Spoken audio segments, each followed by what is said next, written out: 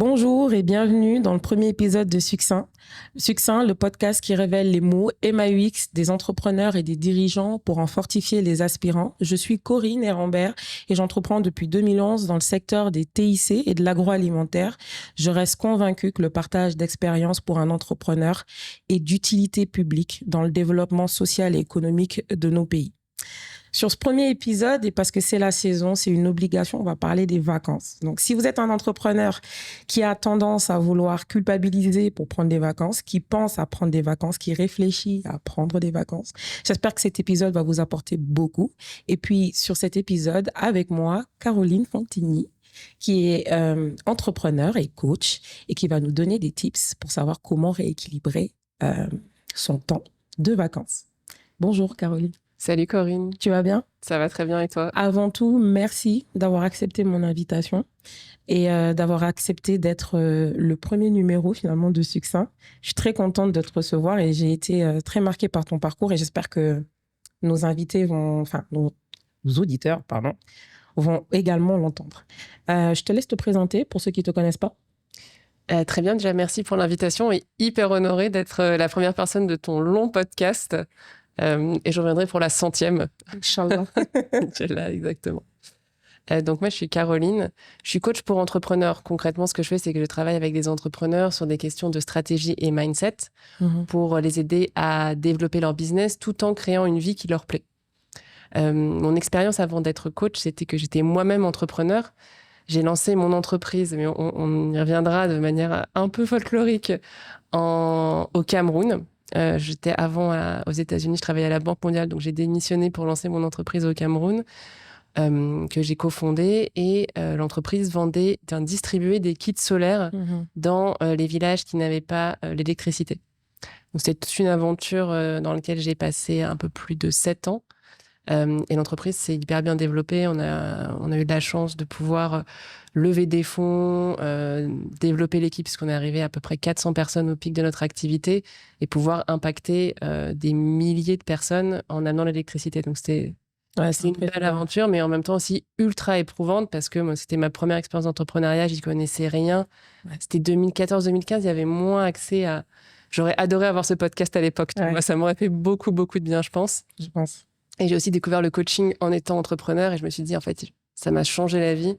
Et j'avais envie, après avoir vécu mon expérience d'entrepreneur, un peu dans la même démarche que ton podcast, de partager voilà un peu la réalité de l'entrepreneuriat, parce qu'on a tendance à voir un peu le côté glossy, glamour, super, on fait la une des magazines et tout ça. Ouais. Mais il y a aussi dans toutes les aventures entrepreneuriales un côté beaucoup plus lourd, beaucoup plus sombre, beaucoup plus humain en fait, mais qui est aussi passionnant à explorer et qui est ultra important pour la réussite de toutes nos entreprises. En tout cas, moi, on va le parcourir avec toutes les questions qu'on a, mais la transition de tu travailles à la Banque mondiale, finalement, je pense que Banque mondiale, comme tu es bien payé, bon statut. T'es très bien payé. Voilà. Et tu quittes ça, puis tu lances ton entreprise, et puis ton entreprise a un certain pic. Moi, quand j'entends 400 employés, je me dis, oui, dis donc. Déjà, moi, de mes 18, là, je ne veux pas en rajouter. Et après, le fait que tu te relances dans une troisième carrière, si je peux dire. Donc, je pense que pour la première question, et c'est la très bonne transition selon moi, comment tu arrives à gérer ton temps? Parce que selon moi, quand on pense à prendre des vacances, c'est qu'on gère bien son temps. Je ne pense pas qu'on peut partir en vacances et laisser une pile de travail ou de dossiers qu'on n'aurait pas terminés, clôturés avant de partir. Donc, quel est ton tips premier quand tu dois dire à quelqu'un comment on gère son temps, en fait? Ouais, je pense que la question en fait, essentielle quand tu entreprends, c'est vraiment la question de la valeur. Ça veut dire en tant que dirigeant d'entreprise, donc si tu es fondateur ou fondatrice, directeur ou directrice de ton entreprise, c'est vraiment pour moi un peu l'obsession que tu dois avoir, c'est la valeur que tu apportes à ton entreprise. Et la valeur, c'est lié au temps, mais c'est pas totalement égal. La valeur que tu apportes à ton entreprise, c'est vraiment comment dire ça, c'est ce qui va permettre à ton entreprise d'avancer et de se développer. Et on a tendance à penser que la valeur, c'est très lié à la productivité, c'est faire plein de fichiers Excel, vraiment ou d'appeler plein de potentiels clients. Et ça, c'est une partie de la valeur que tu apportes à l'entreprise, mais tu as aussi une valeur énorme que tu apportes à l'entreprise qui n'est pas forcément dans quelque chose qui prend beaucoup de temps, mais qui va prendre plutôt des aspects de, par exemple, définir la stratégie de ton entreprise, faire les bonnes rencontres ou travailler, en fait, comment tu dis nurture, ils disent en anglais, j'adore ce mot, mais comment tu dis en français, ça m'échappe. Ouais, mon anglais n'étant pas très parfait, je ne peux pas t'aider. Prendre soin d'une relation. Exact. Gérer un conflit qu'il y a par exemple dans ton équipe. Ça, c'est des choses où tu amènes beaucoup de valeur pour ton entreprise, mais ça prend pas tant de temps que ça. Par contre, ça va demander un peu de courage parce que des fois, tu n'as pas envie d'affronter ce problème où tu vois bien qu'il y a un truc qui ne va pas avec tes employés, mais c'est la discussion que tu as envie d'hésiter. Ça, c'est le problème du management. C'est-à-dire que selon moi, les gens pensent que parce qu'ils disent à un employé, bon, il faut que tu fasses ça, fais-le comme ça. Ils n'aiment pas avoir cette tâche de revenir derrière. Bon, il ne faut pas que ça soit du micromanagement aussi, hein, mais quand même un petit travail de surface où tu peux pointer en fait le travail de la personne, s'assurer que cette personne a réalisé ses tâches. C'est un peu ton rôle en tant que manager. Et si j'entends ce que tu dis, c'est un petit peu ça. C'est la valeur que vous aurez, elle n'est pas forcément, on n'arrive pas à la mesurer dans la masse de travail que vous aurez, mais si vous arrivez à pouvoir régler des problèmes, apporter des solutions, vous avez quand même déjà un petit peu de valeur. Oui, et pour boucler avec ce que tu disais sur la gestion de son temps, c'est vraiment effectivement, c'est indispensable en tant qu'entrepreneur que tu aies en place, en fait, un système d'organisation qui te permet d'apporter de la valeur. Et ce système d'organisation, c'est effectivement comment est-ce que je gère mon temps? Comment est-ce que j'occupe mon temps entre, disons, moments productifs, un peu bûcheron, tu vois, où il y a des fois où tu dois abattre le travail, hein, tu sais, il y a des fois où il faut faire la compta, quoi. Ouais.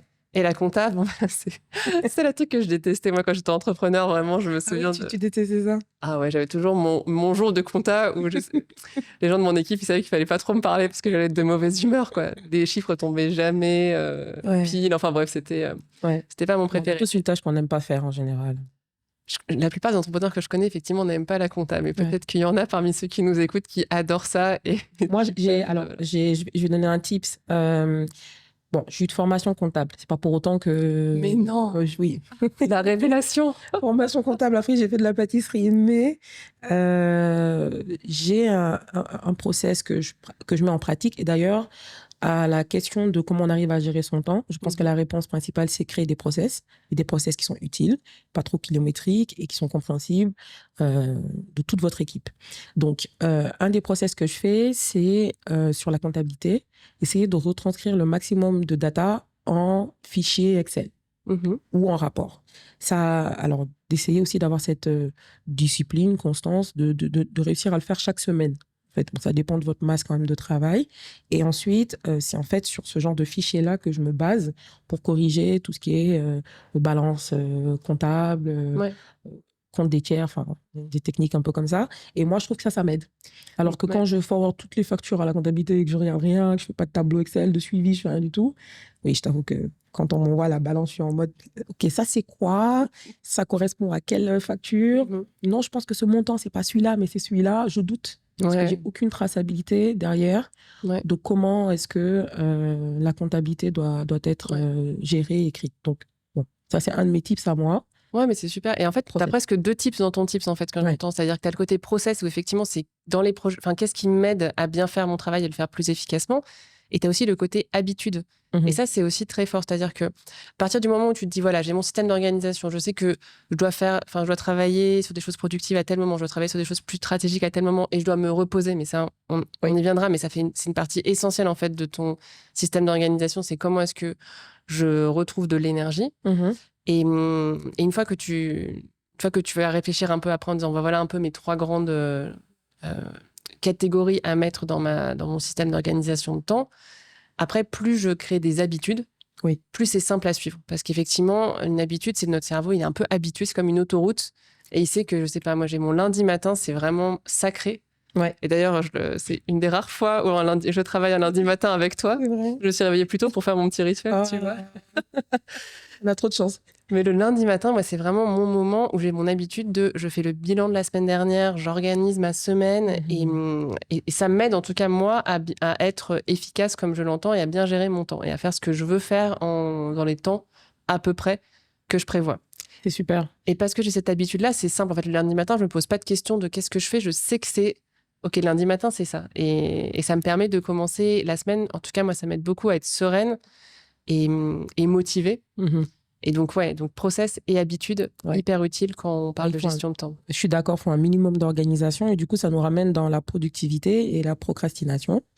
Bon, moi, je te laisse commencer, hein, parce que moi, j'ai un avis très bref. Vas-y, commence par ton avis. Vas-y, commence par ton mon avis bref, c'est faut pas procrastiner, quoi. Faut pas remettre. Bon, ça arrive. D'ailleurs, sur la page Instagram Succinct Podcast, vous verrez, il y a un slide qui vous dit que procrastiner, ok, on est d'accord, ça arrive. Il faut identifier sa source de procrastination. Il faut savoir pourquoi vous êtes en train de procrastiner. Peut-être que vous êtes trop fatigué, peut-être que vous êtes en burn-in, donc tous les symptômes qui précèdent le burn-out. Peut-être que vous êtes en pic de stress, d'anxiété, d'angoisse. Peut-être juste vous avez un pic de flemme, en fait, juste, et vous voulez juste rien faire ce jour-là. Ça arrive. Et vous n'avez pas besoin de vous justifier pour ça. Il n'y a pas de problème. Par contre, il faut juste pas que ça continue. Donc, pour que ça ne continue pas, il faut l'identifier. Puis, une fois que vous l'identifiez, il faut lui donner une solution. Donc, si c'est le repos, reposez-vous. Si c'est se réorganiser, ce que tu disais tout à l'heure, réorganisez-vous. Ça voudrait tout simplement aussi, peut-être quelquefois pour certaines personnes, montrer qu'il y a un manque d'organisation ou tout simplement, c'est une période de rush. Par exemple, si on prend la mission comptable, voilà, tout le monde sait qu'en fin d'année ou même vers l'approche de l'arrêté des comptes et tout ça, c'est vraiment une partie où tout ce qui est service comptable, ils sont vraiment sous l'eau, quoi.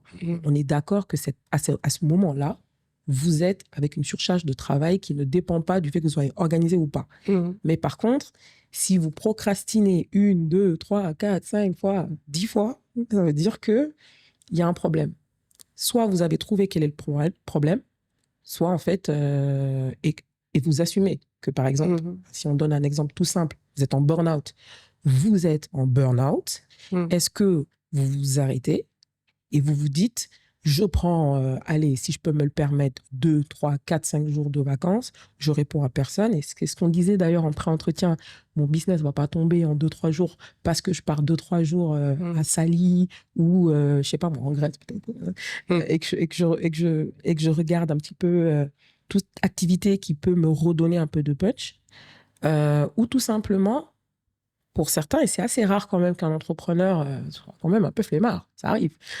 Ah, moi, je suis hyper flemmarde. Oui, c'est très rare. Mais il existe des entrepreneurs, honnêtement, qui ont la flemme de certaines tâches et qui ont le tips de le déléguer, d'arriver à très bien le manager, et d'autres qui ne le managent pas.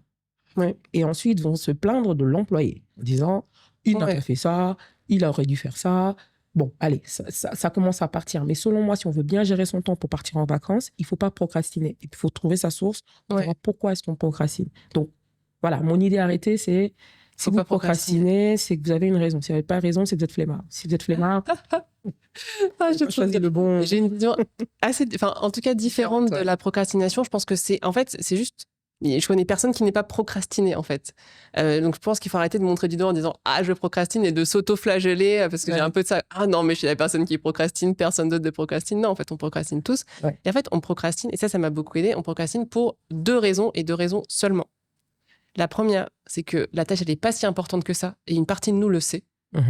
Par exemple, il y a des trucs où c'est vrai, tu sais, des fois, j'en sais rien, quel exemple on pourrait donner, mais par exemple, quand tu commences à, je sais pas, tu vas poster sur Instagram, j'en sais rien, tu te dis, il faut que je poste 10 stories par jour, et finalement, je fais tous les... Enfin, il y a un moment où, tu vois, peut-être le dimanche, c'est pas si important, et c'est pas grave, parce que si tu le fais pas, et que tu vois, t'as beau dire à ton cerveau, non, mais il faut absolument qu'on le fasse, c'est ultra important, ton cerveau, il sait que c'est pas très important, et donc tu le fais pas, et c'est pas grave. Ou il y a d'autres, je peux te donner un autre exemple de tâche, où tu te dis, ah voilà, il faut absolument que j'en sais rien, que je refasse mon site web, alors qu'en fait, c'est pas si important que ça, et c'est pas ça le vrai focus que tu dois avoir pour créer de la valeur. Je veux dire, refaire ton site web, à ce moment-là, ça va pas apporter tant de valeur que ça. Et donc, tu procrastines pour la bonne raison que ça apporte pas tant de valeur par rapport à l'énergie que ça va te demander. Ça, c'est disons, la première raison de la procrastination. Et la deuxième raison, c'est qu'en fait, tu procrastines parce que tu as peur de quelque chose. C'est toujours ça. Et ça peut être... Moi, je sais que vraiment, les exemples typiques, c'est je procrastine les mails. Donc, en plus, moi, je suis inbox 0. Donc, vraiment, je vois dans ma boîte mail les mails que je procrastine. Ils sont vraiment physiquement devant moi. Et à chaque fois, je sais que c'est parce que j'ai peur. Soit de répondre à quelqu'un, par exemple, je suis déjà en retard. Et je sais que quand je veux lui répondre, en fait, il va comprendre que je suis en retard de réponse et j'ai peur de du jugement qu'il va porter sur moi. Donc, je repousse. C'est-à-dire, je suis encore plus en retard, quoi. Oui, c'est ce que j'allais dire. C'est un peu... Enfin, c'est pire. Mais oui, c'est pire. Et c'est ça, en fait. Et pour moi, c'est la clé de... Enfin, la procrastination, donc c'est 2 solutions. C'est soit de se dire, en fait, cette tâche, elle n'est pas si importante et je la laisse partir et j'arrête de me mettre la pression et de culpabiliser sur pas la faire parce qu'en fait, elle apporte pas tant de valeur que ça. Ou alors, le deuxième cas, c'est d'affronter ta peur et de dire, OK, en fait, qu'est-ce qui me fait peur dans cette tâche? Et comment est-ce que je surmonte ma peur? Parce que cette tâche-là, donc, elle a de la valeur. C'est important que je réponde à ce mail. C'est important ou que je passe un coup de fil ou que j'aille avoir cette discussion difficile ou je sais pas, ou que je prenne le temps d'aller regarder ces comptes parce que je sais bien qu'il y a un truc qui va pas et il faut que j'aille regarder, il faut que j'aille creuser et j'ai peur de ce que je vais découvrir parce que j'ai peur des conséquences, mais c'est important que je le fasse maintenant. Et donc, cette partie-là, tu t'en sors en gérant plus tes émotions, notamment la peur. Moi, j'aime bien ce que tu dis, parce que je trouve que ça s'emboîte un peu avec ce que je disais au début. Il faut identifier sa source de procrastination. Ouais. Après, il faut y apporter une solution. Mais oui, mais il y en a qu'une seule à ta source de procrastination. C'est ça que je dis pour simplifier, en fait. Parce que sinon, si t'es là, c'est quoi la source de ma procrastination? Ça peut être un peu daunting, tu vois, comme non, question, parce que moi, en tout cas, quand tu dis ça peut être de la peur, comme ça peut être une tâche qui est pas plus importante, moi, je trouve que dans ça, on arrive à identifier. Si c'est de la peur, on peut très rapidement dire c'est de la peur. Et puis effectivement, ça me crée un peu du stress, un peu d'angoisse. Exactement. Et puis après, quelle est la meilleure formule? Si on dit, il faut que je souffle 1 heure et après je reviens dessus. Bon, d'accord, on peut souffler 1 heure et on revient dessus. Mais pour moi, ce qui est pas bon, c'est vraiment de repousser. Déjà, cette procrastination-là, de la repousser. Ouais, c'est clair. Et d'ailleurs, j'ai un bon type. Donc, effectivement, une fois que tu es dans la deuxième catégorie, c'est une tâche qui est vraiment importante que tu veux faire, mais c'est juste que tu as peur, c'est vraiment ma solution, c'est que tu fais une mini-action. Et typiquement, pour l'exemple avec mon mail, ce que je fais, c'est que donc, quand j'ai peur de répondre à un mail, ce que je fais, c'est que j'ouvre un brouillon. Et je réponds au mail dans le brouillon. Donc, tu vois, c'est moins intense. J'ai mon cœur qui bat moins vite parce que je suis là, en fait, je suis pas en train de répondre à la personne. J'adore. Je suis en train d'écrire les 3 petits points que je vais lui dire. Mais en fait, une fois que je l'ai écrit, en fait, c'est vraiment. Enfin, donc, mon type, c'est de se mettre en action, petite action. Donc, là, typiquement, j'ai écrit sur un brouillon, mais une fois que je l'ai écrit, une fois que je suis un peu en action, je me rends compte que, OK, ça fait un peu peur, mais pas autant que je le pensais. Et quand j'ai ce mail écrit sur le brouillon, mais 9 fois sur 10, et je pense même en vrai 10 fois sur 10, je copie-colle, je le mets dans ma boîte mail et j'envoie, tu vois. Et ça passe. Mais tu vois, je me suis mis sur une petite action qui était moins effrayante. D'accord. Et parce que c'est beaucoup, c'est beaucoup de solutions quand tu as peur, c'est vraiment de passer à l'action, d'arrêter d'être dans ta tête à imaginer des scénarios et vraiment d'être en train de faire les choses. Parce que quand tu es en réalisation, quand tu es en exécution, tu retrouves ton pouvoir, en fait, et tu retrouves un peu le contrôle de tes émotions et tu te rends compte que souvent, tu as bien plus peur de ce que ça pourrait être de ce que c'est vraiment. Exactement. Et si je peux compléter ton tips qui est très bien, un des autres tips que moi je mets en pratique, c'est on a tous le mail qui va nous angoisser ou quand il s'affiche, on dit oh non, non, non, non, non, non. Et on a l'impression que si on ouvre le mail, on est obligé d'y répondre. En fait, encore heureux que nos boîtes mail n'affichent pas lu, vu et tout ce qu'il faut, parce que le jour où ça commence, ça va être un problème. C'est qu'il y a des gens qui ont ça qui savent savoir, mais moi je préfère effectivement ignorer ça. Honnêtement, j'espère qu'ils ne le feront jamais, parce que je pense que l'email, il faut un temps de réponse, en fait. D'ailleurs, allez regarder sur la page Instagram, on a mis un slide sur l'email. Bon, je tacle un peu les gens qui répondent jamais aux mails. Ne te sens pas visé, c'était pas dans ce sens-là.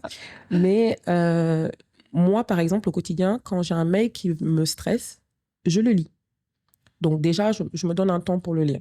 Il est là, je le vois, je dis non, celui-là, je ne répondrai pas aujourd'hui. Donc déjà, je définis le fait que je ne répondrai pas aujourd'hui et que je ne le lirai pas maintenant.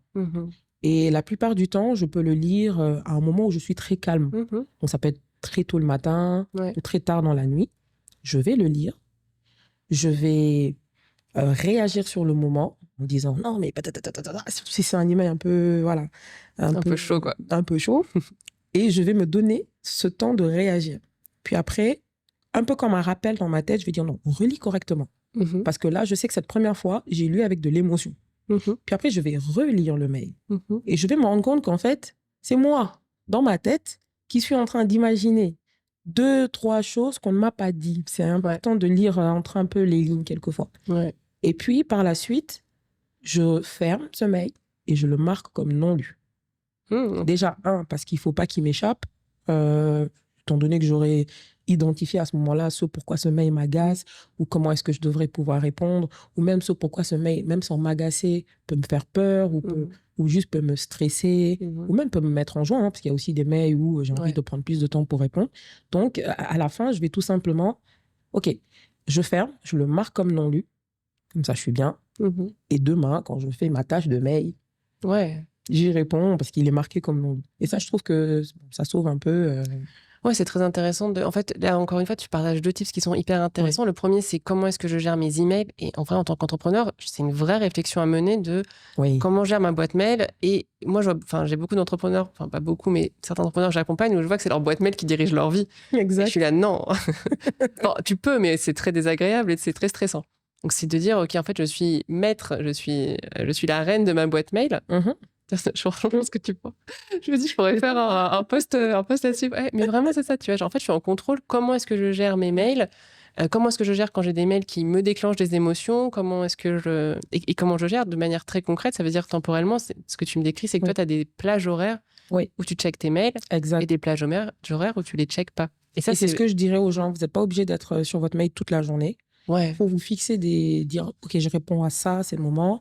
Dans 3-4 heures, je reviens, je réponds. Ouais. Bon, moi, j'essaie quand même de faire 2-3 fois un passage dans mes mails. Ouais. Et c'est très satisfaisant quand tu as répondu à tout le monde et qu'il n'y a plus rien. Ça, c'est clair. Très vide. Ouais. Moi, j'adore. Et du coup, ça rejoint la valeur de l'entrepreneur dont on parlait tout à l'heure. Moi, du coup, j'ai une question, c'est est-ce qu'il faut que l'entrepreneur soit physiquement là? Parce que bon, c'est un peu ça, hein? Est-ce qu'il faut que l'entrepreneur soit physiquement là? Parce que quand il part en congé ou quand il part en vacances, il n'est pas physiquement là. Ouais. Il peut être présent à travers d'autres moteurs, outils, ce genre de choses. Mais quand il n'est pas là, est-ce qu'il perd de la valeur pour ses équipes? En fait, alors, pour moi, pas du tout. En fait, ça n'a rien à voir.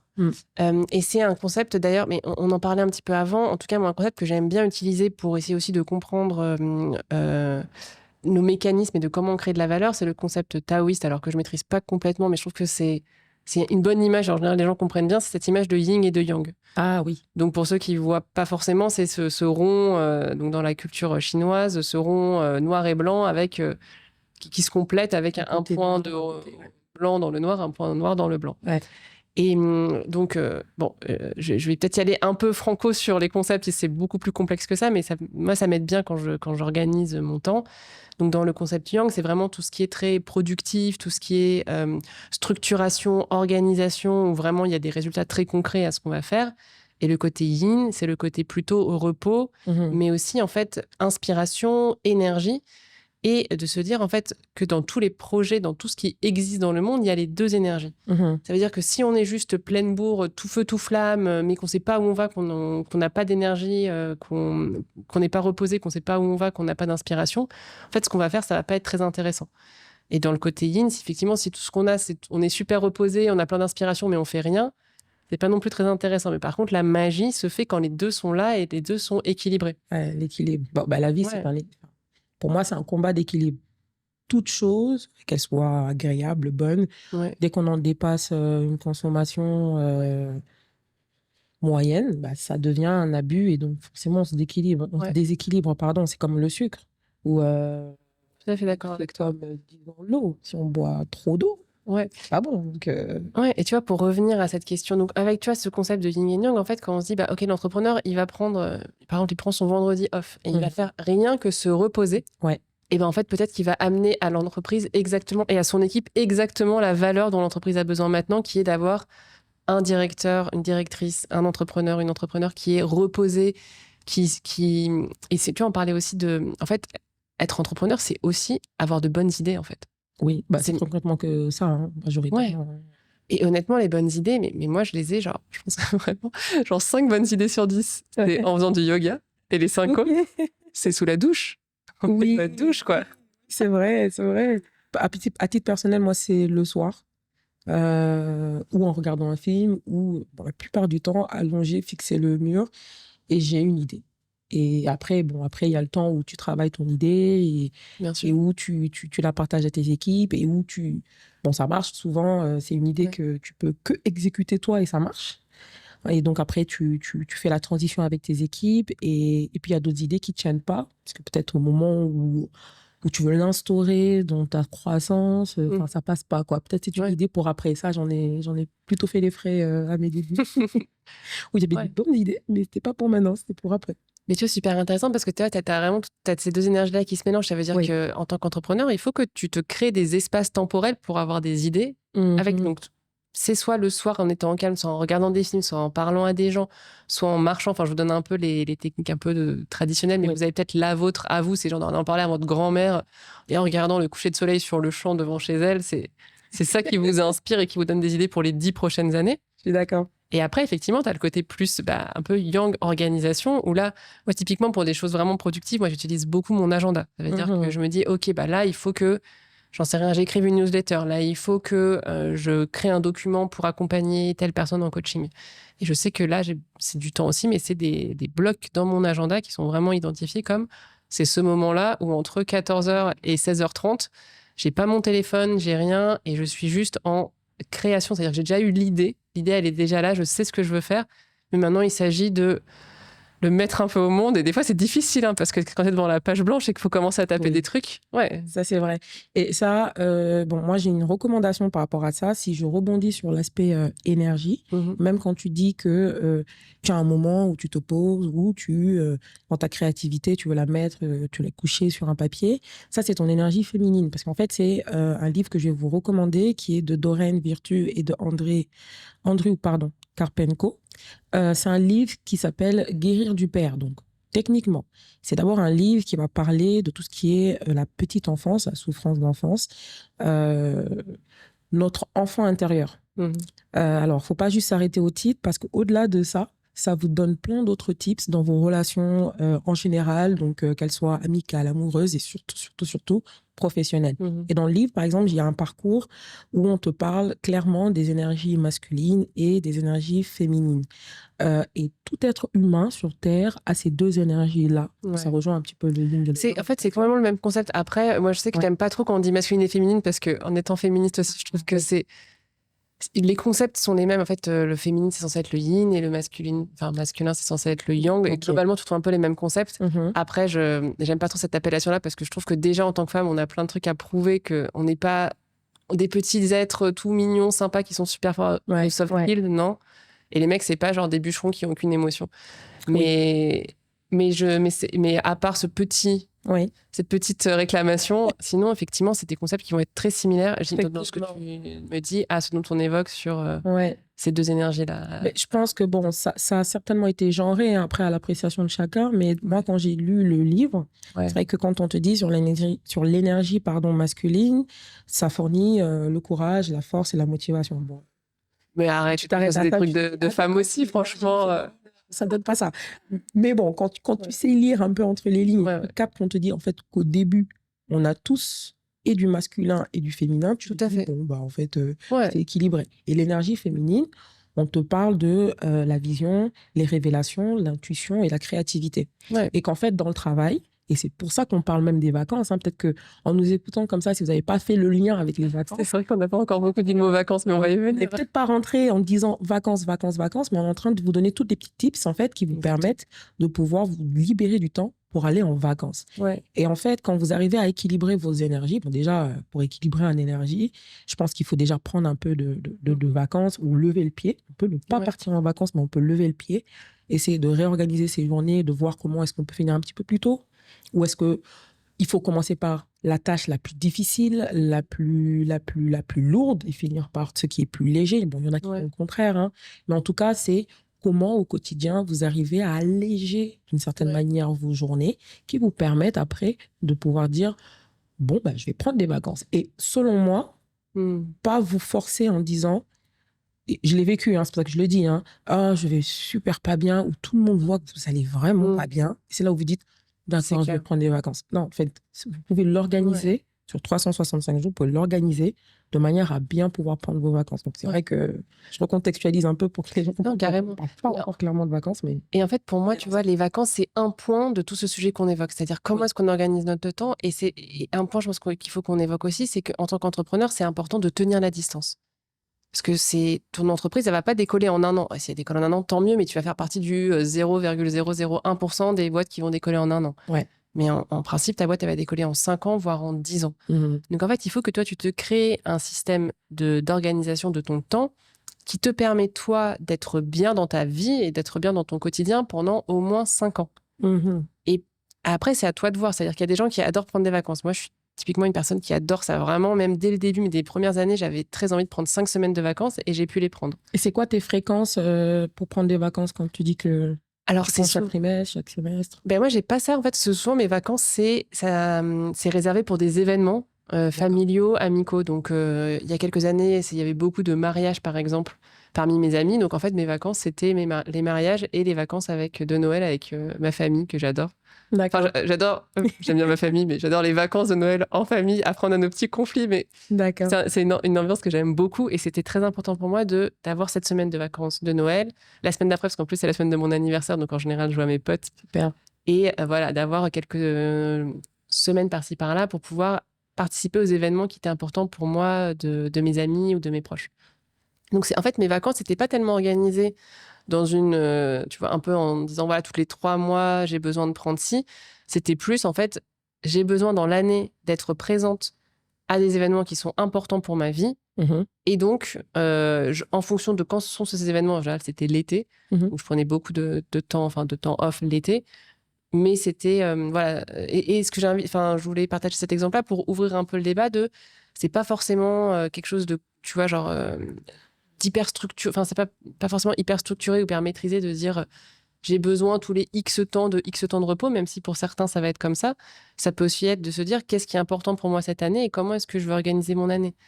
Ça se trouve, ça va être, par exemple, j'ai envie d'aller chercher mes enfants à l'école tous les jours à 5 heures. Mais par contre, je m'en fiche de prendre des vacances. Et donc, j'organise pour cette année-là, pour mon entreprise, par rapport à la valeur que je veux créer, ce dont mon entreprise a besoin cette année pour se développer.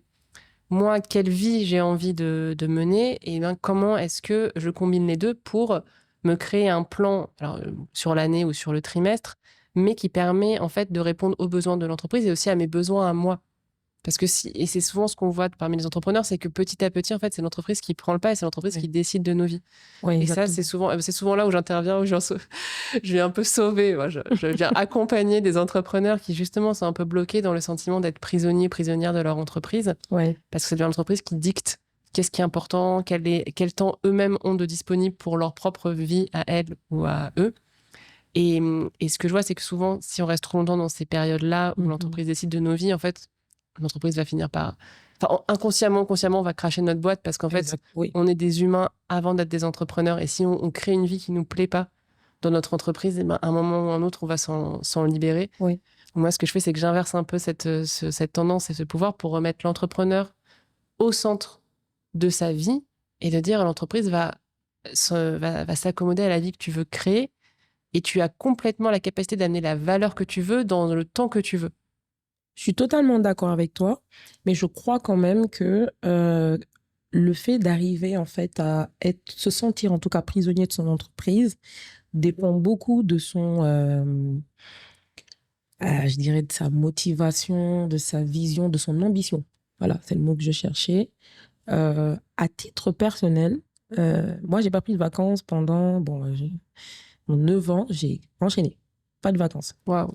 Par contre, ça ne me dérangeait pas.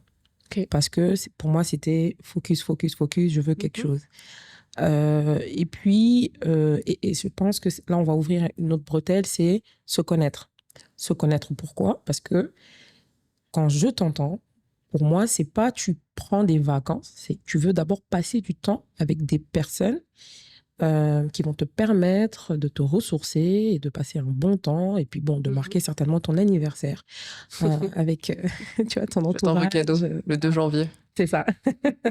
Et donc, on va dire cet argument peut te permettre de prendre des vacances. Je pense que pour ceux parce qu'il y en a qui n'ont peut-être pas envie de prendre des vacances ou c'est pas un besoin qu'ils ont comme ça, mais ils peuvent se contraindre sans le savoir, ou en tout cas se contraindre d'une manière beaucoup plus douce à prendre des vacances, mais pour une raison bien précise. Ah, une de mes amies va se marier dans tel pays, j'en profite pour prendre des vacances. En réalité, on n'a pas exprimé le besoin sur le moment de prendre des vacances, mais on le fait quand même parce qu'on a une bonne raison de pouvoir prendre des vacances dans ce sens-là. Et donc, qu'est-ce que tu dirais à un entrepreneur qui est plutôt en train de se dire non, moi, je viens de lancer ma boîte. C'est vrai, je veux pas... parce qu'au début, on se le dit pas, il faut le vivre pour accepter que il faut surtout pas que vous dépendiez à 100% de votre entreprise. Ça, moi, je dirais, il faut trouver l'équilibre. Il y a un moment où vous allez clairement dépendre de votre entreprise et puis versus, votre entreprise aussi va dépendre de vous. Et pour moi, c'est un passage obligatoire. Donc, d'ailleurs, souvent, les 3-4 premières années. Et puis, c'est là où, en général, vous ne prenez pas de vacances, quoi. Ouais. Ou si vous prenez des vacances, vous tirez sur un long week-end ou vous prenez 2-3 jours. Là où vos équipes prennent 24 jours, 30. Mais là, ce que je dirais à un entrepreneur, ça serait d'interroger, en fait, d'où vient cette envie ou pas envie de prendre de vacances. Parce que ce qui est intéressant, c'est de voir, en fait, la layer, enfin, ce qui se passe en dessous. Et c'est d'aller voir, en fait, les croyances. C'est-à-dire que, est-ce que je prends pas de vacances parce que, en fait, j'ai vu sur TikTok que pour être un bon entrepreneur, il fallait bosser de 5h du matin à 22h et sinon, je suis trop nulle et que c'est ça qui va faire que je suis un bon entrepreneur. Et si jamais je fais pas ça, eh ben, ça veut dire que je suis un mauvais entrepreneur et que ma boîte va foirer.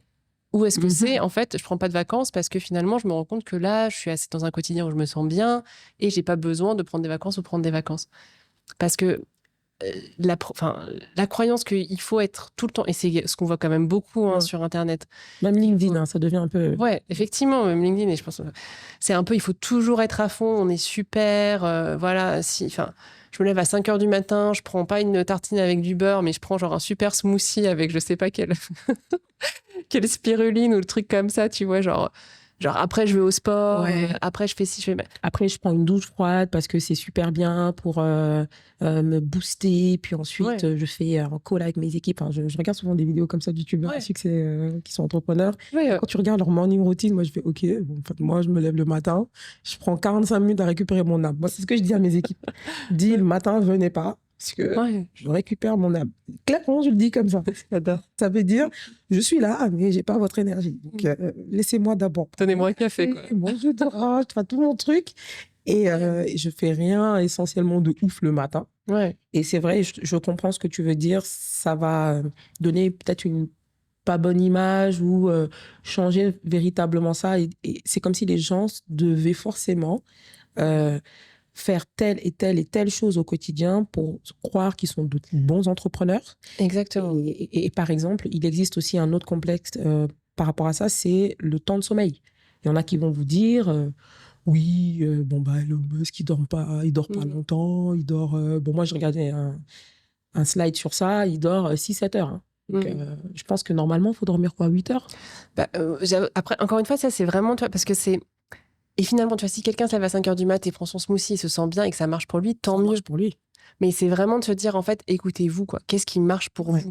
Et c'est pas parce que vous ne vous levez pas à 5h du matin que vous êtes un mauvais entrepreneur, ça n'a rien à voir, en fait. Avec la nuance qu'il ne faut pas vous lever à 10h30 quand même. Bon, ça, si, votre business.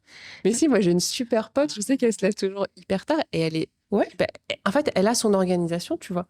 Elle est plutôt efficace le soir. Et justement, le fait d'être entrepreneur, ça a été d'admettre ça, d'arrêter d'essayer de se lever à 8h du matin parce que c'était l'heure à laquelle il fallait être au travail. Et de toute façon, elle faisait rien de productif. Elle était devant son ordi pendant 3 heures et ça servait à rien, à part à faire plaisir à son patron. Par contre, elle est hyper efficace le soir. Et maintenant qu'elle est entrepreneur, elle s'arrange.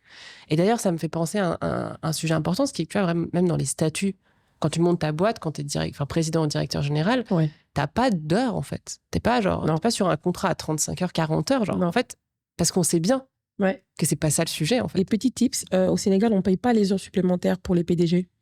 Je l'ai su quand un jour, j'ai transféré à mon service comptabilité les variants d'un mois. J'ai dit, tel a fait telle heure, tel a fait telle heure, tel a fait telle heure. Et je me suis mis en dernier. J'ai dit, moi, je fais tant. Et on m'a dit, j'ai dit, ah bon? Et là, par exemple, j'ai arrêté de faire des heures supplémentaires. Bon, j'en fais quand c'est nécessaire, mais j'ai arrêté. Parce que je me suis dit, en plus, si je peux pas gagner d'argent dessus, ça sert à rien. Hein. Ouais, c'était intéressant, tu vois, moi, quand j'étais dans ma boîte avant, on n'avait même pas d'heures, on n'avait même pas de vacances, en fait, on faisait ça en bonne intelligence, et donc, il n'y avait même pas le concept d'heures supplémentaires, parce qu'il n'y avait pas vraiment d'horaire spécifique qui était pour les présidents et directeurs généraux. Directeurs généraux. Mais vous levez pas quand même à midi, hein, c'est ça. Moi, je dis, levez-vous à midi si vous avez envie, en fait. C'est ça un peu, c'est vraiment lâchons la grappe. Il n'y a pas de morning routine. Mais je pense que pour les premières années, ces premières années de sacrifice pour une boîte, tu peux pas te lever à midi. Ça dépend du business. C'est autre chose dont tu parles. Si tu es dans le business de la nuit, enfin, ce genre de choses. Ouais, exactement. Oui, d'accord. Mais si tu, je sais pas, tu as un business service, je sais pas, moi, tu fais du B2B ou même du B2B.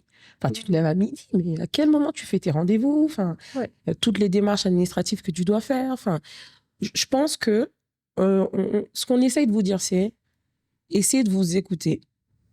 Je pense que c'est essentiellement ce que toi, tu essayes de dire. Et moi, ce que j'essaye de faire comprendre, c'est pour les premières années, vous allez baver, mais pour le reste, ça va. Mais en fait, franchement, je suis d'accord avec ce que tu dis. Mais je dis juste qu'effectivement, en fait, il faut que tu équilibres les deux. Ça veut dire qu'il faut que tu trouves un moment où tu es bien, mais il faut aussi que tu amènes la valeur que tu dois amener à ta boîte.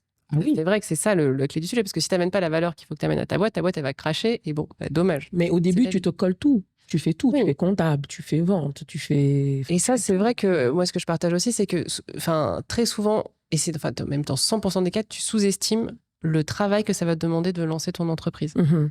Et en général, ce qui m'a dit ça, je me suis dit, c'est trop vrai. Et quelqu'un m'a dit, en fait, souvent, tu estimes que le travail que tu dois... Quand tu imagines ce que tu vas devoir faire dans 3 ans pour atteindre tes objectifs, en fait, ce que tu dois faire maintenant pour atteindre tes objectifs de maintenant. Exactement. Et je trouve ça vrai, quoi, en fait. Exactement. Et donc, c'est vrai que c'est intéressant. Moi, c'est vrai que je travaille plutôt avec des entrepreneurs qui sont déjà un peu avancés, qui ont une boîte qui tourne et qui ont passé un peu le premier gros cap où il faut donner beaucoup. Mm-hmm. Mais c'est vrai que si tu parles à des personnes qui vraiment vont se lancer, moi, mon conseil, c'est de dire d'être très clair sur quelles sont les ressources que vous allez donner à votre entreprise. Et ça peut être, par exemple, pendant 2 ans, je travaille tant d'heures par semaine pour ma boîte. Je fais le sacrifice de tel salaire que je ne vais pas avoir parce que je décide de lancer mon entreprise. Ouais. Je décide d'investir tant d'argent et de mettre de la confiance dessus. Et une fois que vous avez décidé votre plan là, pour les 2 prochaines années, faites x2 et vous allez tomber à peu près sur ce dont vous allez avoir réellement besoin. Je suis totalement d'accord. Et d'ailleurs, un des slides qu'on a mis sur la page, c'était ça. Et pour moi, quand quelqu'un me dit « oui, je vais être entrepreneur », et d'ailleurs, c'est utopie de penser que quand on est entrepreneur, on est plus libre qu'un employé. Ça, c'est tellement faux que moi, je leur dis « mais en fait, déjà, est-ce que vous êtes prêt à tout perdre ?» Ça, c'est la question que je balance en premier et je regarde la réponse. Souvent, j'essaie d'argumenter en disant genre « plus d'argent. Tu n'as plus d'argent. Tu vas payer les gens, tu vas payer tes fournisseurs, tu vas payer tes bailleurs, tu vas payer tout le monde. Mais toi, des fois, pendant un certain temps, tu n'as pas de salaire, tu n'as pas d'argent, tu vas voir ton niveau de vie baisser. Si toutefois tu as un super bon niveau et que tu as fait une transition entre une carrière et de l'entrepreneuriat. Après, si tu as commencé en sortant de l'université et puis bam, tu as fait de l'entrepreneuriat, encore, ça va, mais tes années de galère vont quand même s'allonger. Bon, moi, je pense que idéalement, il faut comprendre dès le début que on ne gagne pas plus de temps. C'est pas parce qu'on peut avoir la liberté de travailler en bord de mer. Pour moi, c'est ça que on est bien, c'est pas... Tu gagnes en liberté, mais tu gagnes aussi en responsabilité. Ça veut dire notamment, moi, je suis passée de employé dans une grande structure à entrepreneur, mais le choc, quoi, parce qu'effectivement, tu es responsable de tout ce qui se passe, quoi. Tu peux pas, le vendredi, fermer ton ordinateur et dire... Je pense qu'on n'est pas libre, en fait. Toi, tu dis qu'on peut gagner en liberté. Moi, je pense qu'on gagne en liberté parce que ça reste ton choix, en fait. C'est-à-dire que chaque matin, tu te lèves et tu fais le choix d'être entrepreneur. Oui, mais plus ta boîte prend de l'impact... Et plus le choix te dépasse. Et si demain tu vas arrêter, moi, demain je vais arrêter. Non, parce que je pense juste à mes employés, je pense à l'impact social que Corinne peut avoir, je pense à plein de choses et je me dis non, je peux, juste pour ça, je peux pas arrêter.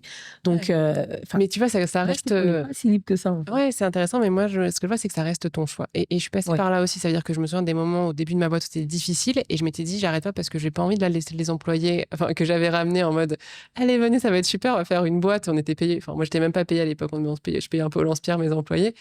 Et je me suis dit, je vais pas être la première personne à quitter le bateau, mais c'était quand même mon choix de rester. C'est-à-dire que personne m'obligeait à le faire. Et quand des années plus tard, j'ai fait le choix de partir de mon entreprise, ça a été aussi un sacré process, parce que je m'étais vachement identifiée en tant que personne à mon entreprise. J'avais l'impression que j'étais indispensable et qu'il fallait que je reste. Enfin, je passais par tout un tas de phases avant de me dire, non, en fait, c'est la bonne chose à faire de partir maintenant. Mais ça m'a mis 1 an. C'est-à-dire qu'entre le moment où j'ai dit, je pars, et le moment où je suis vraiment partie, ça a été 1 an. Pour bien faire la transition, pour expliquer aux actionnaires, pour faire la transition le plus en douceur possible, en sachant que c'est toujours compliqué quand un des fondateurs part de l'entreprise. Mais c'est un peu de dire que j'étais libre de ce choix, mais par contre, et c'était mon envie aussi de faire ça bien, et donc ça m'a demandé 1 an. J'aurais pu me dire, en fait, RAF, je sais pas si tu vas censurer. RAF, je pars demain et j'aurais pu le faire aussi, en fait, tu vois. Genre, personne n'allait me rattraper. Par contre, j'avais aussi cette conscience, cette envie de faire ça bien. Mais donc, c'est une contrainte que je me choisis. Et je trouve que je préfère voir ça comme ça, en fait. Et d'ailleurs, en tant qu'humain, on est tout le temps libre de tout. Et je trouve que parfois, c'est un peu effrayant de se le dire. Mais que c'est la vie qu'on construit, c'est nos choix quotidiens et c'est les choix de personne d'autre. Et on n'est pas des prisonniers. Enfin, peut-être, parenthèse, on n'est pas un prisonnier en prison où là, effectivement, on n'est pas libre.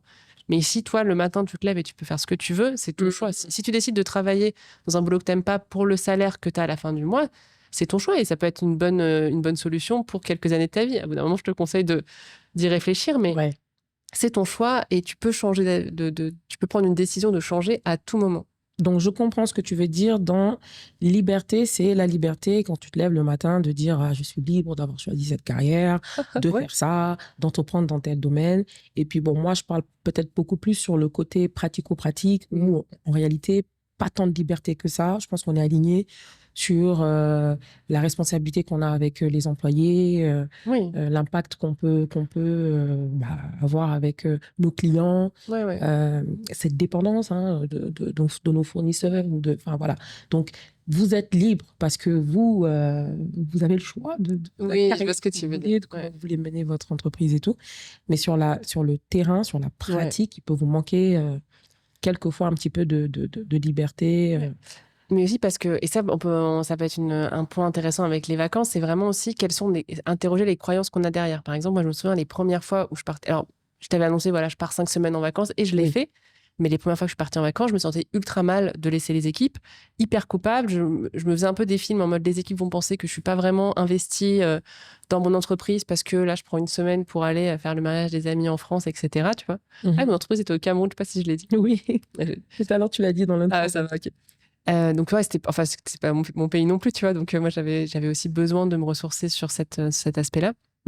Et je sais que moi ça m'a fait beaucoup de bien quand je suis allée aussi regarder en fait quelles étaient les croyances sous-jacentes qui me servaient pas tellement. C'est-à-dire qu'en tant qu'entrepreneur, on va penser que, et des fois c'est vrai, des fois c'est pas vrai, mais on a tendance à surestimer l'impact que ça va avoir sur les équipes quand on prend des vacances. Ouais. Ça on surestime l'impact que ça a sur leur motivation. On pense que les équipes seront pas motivées, alors qu'en vrai, de mon expérience, ça change pas tant que ça. On va avoir tendance à se dire qu'il va y avoir plein de projets qui vont prendre du retard parce qu'on sera pas là pour répondre immédiatement. Et il y a une partie qui est vraie. Je pense qu'il faut admettre que les choses avanceront pas exactement comme elles auraient avancé si tu étais resté. Exact. Si tu n'avais pas pris de vacances. Mais en vrai, c'est souvent, on a tendance à s'imaginer le pire. Alors qu'en vrai, ça reste des choses qui sont gérables. Enfin, à part ça, mais ça me fait penser quand même à l'anecdote que je te racontais de... Oui, d'ailleurs, j'allais te demander, comment tu t'organises qui est un peu l'inverse. Les ressources n'aient pas besoin de toi quand tu pars en vacances. Ouais. Et pour moi, donc, de toute façon, les techniques comment tu délègues, en fait, t'en as plein Internet, tu fais comment déléguer, mais globalement, je crois que la clé pour déléguer, c'est de se projeter en disant qu'est-ce qui va se passer et qu'est-ce que les gens autour de moi ont besoin de savoir, ont besoin d'avoir comme outil ou comme accès à quelle information ils ont besoin pour pouvoir gérer. Donc, je trouve que tu as cette partie projection de s'imaginer qui est ultra importante pour bien déléguer. Et après, c'est bien communiquer, bien mettre les informations. Voilà, limite, tu as pensé à des systèmes en disant pendant que je suis pas là, le niveau de dépenses que vous avez le droit de faire, c'est tant, et c'est telle personne qui décide ou c'est telle personne qui est en charge s'il y a un problème de gérer. Et vous pouvez et moi, ce que je conseille aussi beaucoup quand on part en vacances, c'est d'être très très clair sur les limites de joignabilité. Oui, je vais regarder mes mails ou pas. Et si je les regarde, c'est tous les 2 jours. D'ailleurs, je vous conseille de ne pas regarder vos mails quand vous partez en vacances. Parenthèse. Et de mettre le fameux message, là, tu sais, automatique. Out of office, exactement. Ça aussi, ça aide. Parce qu'il y en a qui vont beaucoup vous relancer par mail au bout de quelques jours s'ils ne reçoivent pas de... Oui, exactement. C'est important. Exactement. Et c'est important de bien communiquer parce que souvent... Donc, il y a déjà cette première truc d'être très clair sur à quel point on est disponible par mail. Souvent, ce qui marchait super bien pour moi, c'était je regarde pas mes mails, mais je suis disponible sur WhatsApp s'il y a une urgence. D'accord. Et voilà ce que c'est qu'une urgence. D'accord. Une urgence, c'est pas juste quelqu'un qui décide que c'est une urgence. Ok. C'est il y a tant d'argent en jeu, il y a tel partenaire qui a appelé, qui est clé. Tu donnes par exemple le nom de 2-3 clients qui sont vraiment clés. Et je dis ceux-là, si jamais il y a un truc que vous n'avez pas réglé, vous avez le droit de me contacter, etc. Super. Et où est-ce que je voulais en venir, voilà. Donc je trouve que c'est une bonne combinaison parce que ça me permet d'être quand même rassurée en me disant s'il y a un gros truc, je sais que je peux être contactée. Et si on me contacte par WhatsApp, je vais aller regarder mes mails. pour pouvoir prendre en cours ce qui est en train de se passer, etc. Du coup, tu as une anecdote de un jour où tu es allé en vacances et, je sais pas, les équipes sont dérangées, contactées pour la bonne ou mauvaise raison, enfin, je sais pas. En vrai, rarement pour la mauvaise raison quand même. Enfin, et souvent d'ailleurs, quand les équipes me contactaient pour la mauvaise raison, c'est que moi, j'avais pas bien mis les limites. Oui. Et un exemple dont j'avais parlé quelques fois, c'était une de mes premières vacances où j'avais justement été très floue, quoi. Parce que souvent, on fait ça un peu comme entrepreneur, on est un tout petit peu vicieux, on n'ose pas dire qu'on est vraiment en vacances, on est là, non, mais je suis quand même là. Et donc, on n'est pas très clair. Et donc... Moi, je dis pas où je vais, par exemple. Ouais. Et je dis pas quand je pars. Quand je décide de prendre des vacances, je vais prendre une semaine ou 2, où je vais réellement l'organiser. Ouais. Personne n'est en train de voir que je suis en train d'organiser des vacances. Et puis, comme ça, parce qu'ils n'en ont pas besoin réellement, hein, sauf les postes quand même très proches, bon, administrativement parlant, de moi. Sinon, tout le reste, c'est des process et ça tient. Et la machine tourne déjà, ils n'ont pas besoin de moi. Mais les dernières vacances que j'ai prises, c'était 10 jours. Parce que là, j'étais vraiment fatiguée, tellement fatiguée que, figure-toi, je ne savais même plus comment imprimer. Un des éléments est rentré dans mon bureau, m'a dit, tu peux m'imprimer ça? Et j'ai dit, OK. Du coup, j'ai branché le câble à mon ordi et j'ai regardé le clavier. Et la personne s'est impatientée. J'ai dit, elle m'a dit, tu peux pas. Hein? Et je me suis arrêtée, j'ai dit, en fait, je ne sais plus comment imprimer. Et la personne m'a regardée et a dit, ah! Elle s'est assise, elle m'a dit, oula, tu es fatiguée? J'ai dit, oui. Et en fait, je ne lui avais pas encore annoncé que, en fait, demain, je pars en vacances. Ouais. Et le soir, juste en faisant une blague comme ça, parce que la personne n'allait pas me revoir le lendemain, j'ai dit, bon, dans tant de jours. Et je précise pas le nombre de jours aussi, parce que je trouve que ça met une certaine pression sur ton retour. Mais je dis pas qu'il faut faire cache-cache avec vos équipes, hein, c'est pas ce que je dis, mais chacun son système. Comme ça, c'est ça, ça fonctionne comme système et c'est ce qui te fait. Moi, c'est ça qui fonctionne. Bien, sereinement, il n'y a pas de. C'est un peu ça, vraiment, enfin, une des choses vraiment, enfin, comment dire ça, une des leçons un peu de ce podcast, c'est en fait, écoutez-vous et après faites un truc qui a du sens pour vous. Mais inspirez-vous des gens, mais ne pensez pas qu'il y a une manière bonne et absolue de prendre des vacances et de se reposer. C'est vraiment à vous de la créer. Et d'ailleurs, ce qui va être des vacances parfaites à un moment de votre vie d'entrepreneur va pas être le même besoin 2 ans après, quand votre équipe aura grandi, vous pourrez plus déléguer ou moins déléguer, ou que ça soit une période plus ou moins intense de votre entreprise, en fonction de vous, comment votre vie aussi personnelle. Et je dirais même d'écouter ces équipes aussi, et de les connaître. Parce que il y en a, si vous leur dites, je vais prendre mes congés, ils vont pas paniquer. Ils sont en mode, ok, d'accord. Parce qu'ils, voilà. Mais il y en a d'autres, non, tu vas prendre des congés, tu passes combien de temps? Non, mais en fait, tu peux pas partir maintenant. Donc, en fait, rien que eux, ça leur crée de l'angoisse, alors qu'en réalité, peut-être, ils n'ont jamais été confrontés au fait que vous partez. Et en fait, il faut juste les préparer, eux, à ce qu'ils puissent être déjà indépendants et qu'ils n'aient pas besoin de vous. Donc, moi, je dirais, il faut avoir des process et il faut préparer ces vacances. Et comme ce que tu disais, donc il faut pouvoir dire, OK, pour ça et ça et ça, c'est important, contactez-moi ou appelez-moi.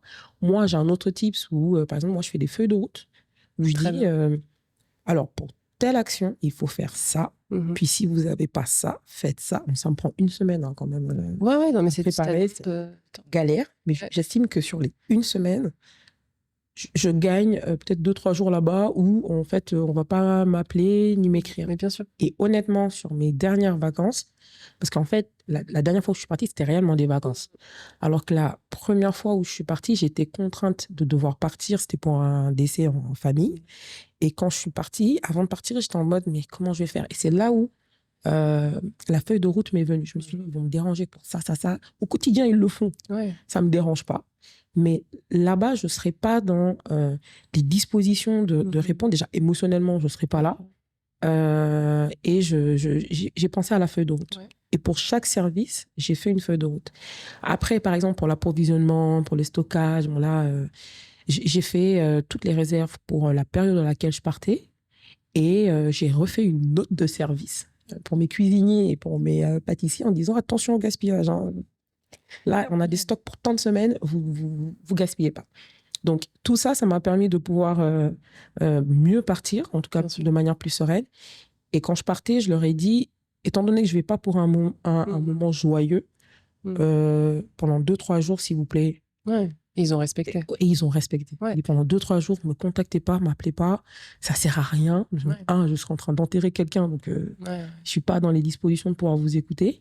Et ils ont respecté, ils ont rallongé. Et même la seule approche qu'ils ont eue au bout de 3-4 jours après, c'était d'abord d'apprendre de mes nouvelles. Est-ce que tu vas bien? Est-ce que ça se passe bien? Et ça, j'ai trouvé ça sympa. Ouais. Et quand j'ai expérimenté ça, je me rappelle, quand je prenais mon billet, je me suis dit, je peux pas partir une semaine, c'est pas possible. Allez, je prends 4 jours. Les billets étaient trop chers. Ouais. Je dis, non, mais ça, c'est du gaspillage. Allez, je pars une semaine. Et puis, je me suis dit, non, mais une semaine, je ne peux pas profiter de la famille, tout ça. Bon. Et là, je fais une simulation sur l'écran. Kayak. Bon, allez, je pars un peu plus de 15 jours, 20 jours. Et là, même quand je clique sur valider, je dis 20 jours. Et tiens-toi bien, quand je suis revenue, ça s'est très bien passé. Mais c'est super. Et c'est là où je me suis dit, bon, bah, c'est bon, je peux partir maintenant en vacances. Ouais. Donc, je pense qu'il faut s'auto-forcer. Pour ceux qui hésitent à en prendre, hein, clairement, hein, il faut se forcer à prendre. Donc, c'est pas grave si votre équipe a quelques hésitations, s'il y a quelques petits couacs, 2-3 petites bêtises qu'on peut faire. C'est pas méchant. Je pense que c'est comme ce que tu disais tout à l'heure. Ça va arriver, mais si ça arrive, ça va pas pour autant flinguer votre business. Votre renommée va pas tomber en 2-3 jours. Donc, forcez-vous, pour ceux qui hésitent et qui en ont l'envie. On est clair, ceux qui en ont vraiment l'envie, qui disent « Oh, je veux aller en vacances », en fait, forcez-vous. Partez, organisez-vous, partez, et puis vous allez voir que ça va bien se passer. Si ça se passe pas bien, c'est pas... Ouais, c'est clair. Et tu vois, moi, j'ai mon... Enfin, je suis ton super d'accord. Et moi, mon anecdote, c'est donc vraiment la première fois que je suis partie, c'était même pas en vacances, c'était un long week-end. Au Cameroun, c'était mon premier long week-end. Et donc, j'étais partie, je crois que j'avais pris donc, le vendredi et le lundi, tu vois. C'est la première fois que j'allais pas être au bureau depuis qu'on avait lancé les opérations. Et donc, je pars le vendredi matin à 5h du matin parce qu'il fallait que je récupère le bus. Tu sais, le bus où il faut attendre que tout le monde monte dedans là, avant de partir. Donc, c'est pas... Si tu veux une place où t'es pas genre au milieu de 3 mamas là, qui t'écrabouillent, il faut être un peu en avance. Donc, j'ai dû partir à 5h du mat. Ouais. Le bus part à 7 et alors à 9h, parce qu'on commençait à 8h30, à 9h, j'ai l'appel. Donc, je suis dans un bus quand même, tu vois, sur la route entre Bafoussam et Douala. Et là, j'envoie le directeur technique qui m'appelle. On devait être une équipe de, je pense, même pas 10 personnes à l'époque. Enfin, ça, c'était les débuts? C'était le tout début, ouais. Hein. Qui m'appelle en disant « Ouais, Caro, j'ai de mauvaises nouvelles. » Et je fais genre « Quoi ?» Il me dit « On a crashé la voiture. » Juste au moment où tu pars. Ouais, vraiment, genre là, tu sais, dans les 2 heures. Enfin, ils ont même pas fait 1 heure au boulot sans que... C'est Guy, d'ailleurs. Je sais pas si j'enverrai le podcast, on verra s'il se reconnaîtra. Il me dit « Non, on a crashé la voiture. » Je fais genre même pas 1 heure, tu vois, je pars. Et là, sachant que la voiture, à l'époque, c'était genre vraiment notre asset qui avait le plus de valeur. C'était avec ça qu'on allait installer nos kits solaires. C'était avec ça qu'on faisait nos campagnes, enfin, qu'on allait démarcher dans les villages. Donc, c'était ultra, enfin, je veux dire, c'était le truc qui avait le plus de valeur de toute la boîte, quoi. Et donc, non, il y avait un technicien qui n'avait pas le permis, qui avait voulu la conduire et qui l'avait crashé dans un taxi après 100 mètres. Vous avez pu récupérer la voiture, d'ailleurs Franchement, on a récupéré la voiture, ça s'est arrangé, mais... D'accord.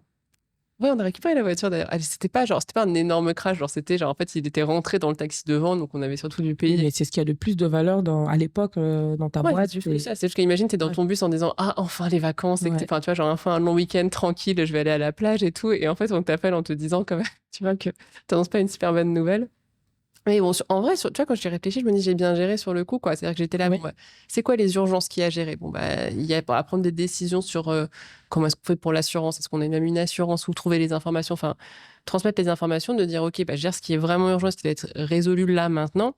Et après, le reste, on verra quand je rentre. Effectivement, quand je rentre, on a une bonne discussion sur on ne laisse pas quelqu'un qui n'a pas le permis prendre la voiture et comment est-ce que mais c'est aussi de dire, tu sais, on parle aussi de cette question-là, de dire, en fait, moi, je trouve que c'est jamais les employés qui sont méchants et mal intentionnés. C'est juste qu'à un moment aussi, il y a aussi une responsabilité en tant qu'entrepreneur. Donc, qu'est-ce que j'ai mal expliqué dans la chaîne de décision? Oui, clairement, oui. Pourquoi est-ce que notre directeur technique se sentait obligé de sortir la voiture? Parce que lui, il disait, en fait, il croyait que c'était hyper important de sortir la voiture et donc ça valait le risque de laisser quelqu'un conduire et sans puis permis. Il voulait juste bien faire. Et voilà, tout le monde voulait bien faire, en fait. Tu vois, c'est juste que bon. Et bon, après, en vrai, ça aurait pu être bien pire que ça. Il n'y avait pas eu de blessés ni rien. C'était vraiment. C'était un accrochage, mais c'était pas trop méchant. Ouais. Mais tout ça pour... Et en fait, à partir de ce moment-là, je pense que j'ai aussi une partie de moi qui a un peu relâché cette espèce de tension que j'avais de j'espère que tout va bien se passer quand je suis pas là, j'espère que tout va bien se passer, et de dire, en fait, c'est OK si ça se passe mal, parce que même quand c'est quelque chose, genre, tu vois, ça se passait même plus mal que ce que j'aurais pu imaginer, en vrai, ça reste quand même pas si grave pour la survie de mon entreprise à plusieurs années.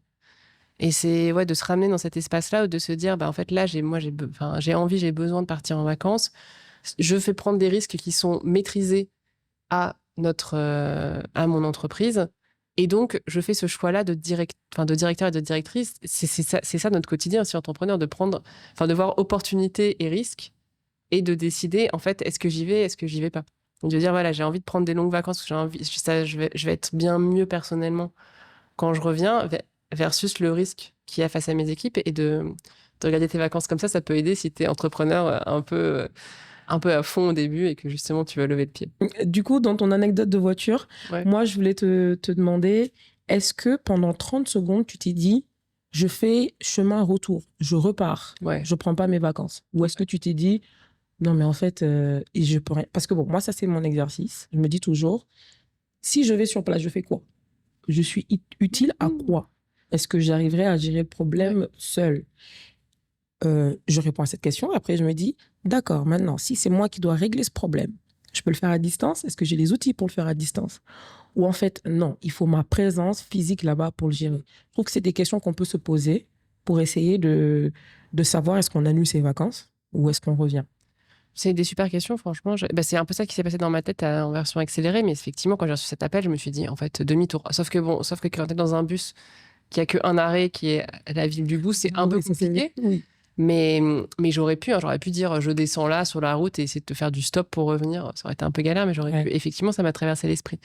Mais comme j'étais un peu bloquée dans le bus, de toute façon, ça m'a permis de poser un peu les choses, de sortir un peu du pic de l'émotion, parce que dans l'émotion, il y avait à la fois l'inquiétude qu'il se passe des choses plus graves, mais en vrai, il y avait aussi beaucoup de culpabilité qui ressortait en disant, voilà, je savais bien qu'il fallait pas que je laisse les équipes, je savais bien que j'étais indispensable et qu'ils ne sauraient pas faire sans moi et tout ça. Ouais. Mais en vrai, quand tu laisses passer un peu le pic de l'émotion et que tu prends un peu de recul en disant, est-ce que c'est vrai? Est-ce que c'est vrai que je suis indispensable? En fait, non. Genre, quelque part, là, j'avais réglé des choses je pouvais régler des choses par téléphone. Il n'y avait pas forcément besoin que je sois là physiquement.